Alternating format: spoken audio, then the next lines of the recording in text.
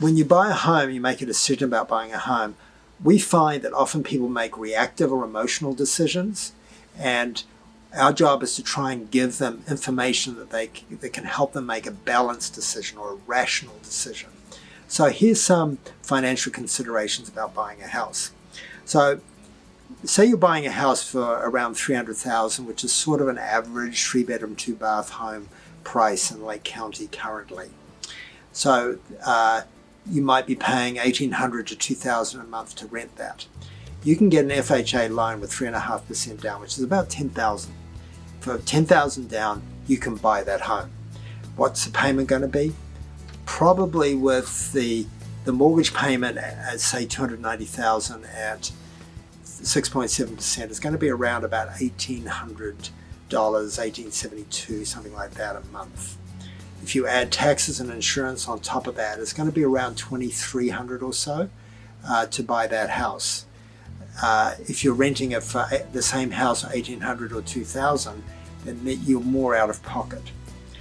And that's true. You have to be able to afford to make the payments. Otherwise, you won't qualify or you can't afford it. But some things, there's two things that people tend to forget about or not take into account when you buy a house. One is that monthly payment. There's principal there, so you're actually paying the house down. That doesn't happen when you're renting the property. The landlord gets it all. So at a mortgage at that level that I told you about, $290,000, you're going to start paying the mortgage down by about $250 a month, and it's going to increase progressively over the 30 years. Now, so that's something to remember. The other thing to remember is that there's significant tax advantages when you buy a home. So the federal government, the state government for that matter, they want people to buy homes. It's just better for society altogether. It's better for individuals. It's a good thing, and they encourage it. How do they encourage it? They give you a tax break. So the interest that you're paying on your mortgage and your property taxes is tax deductible. So if you're at, say, a 20% tax rate, which is probably on the lower end of things, at that payment of around $2,300 a month, you're going to be saving about $383 monthly on your taxes. You have to come out, you have to pay it first, but when you get to file your tax return at the end of the year, then you're going to get that amount refunded. So even though you might be out of pocket $2,300 to buy a $300,000 house at interest rates currently, then at the end of the year, you'll look at things and it's going to cost you more between $1,800 and $1,900. So that's the real cost. And so that's something to think about when you're buying a house that sometimes people don't altogether appreciate. Now, a couple of other things I'll say about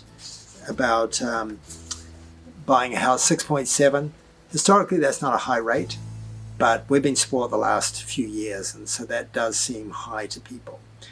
If interest rates do fall, you can always refinance. It only costs you about $3,000. So if they fall low enough below what you're currently paying, you can refinance. And in actual fact, if your equity has grown from 3.5% to 20%, you can actually get rid of mortgage insurance, which is something that is an additional expense when you get an FHA loan. And the other thing is, you're in the market, inflation may go on, you're going to be buoyed by the fact that you're in the market and the payment's fixed. So even if it might cost you a little bit more to get into your own home than renting, it's fixed. The rate is fixed. You don't have to worry about your landlord anymore giving you a hard time. So hopefully that's helpful. Let us know if we can help at all. And of course, we're standing by.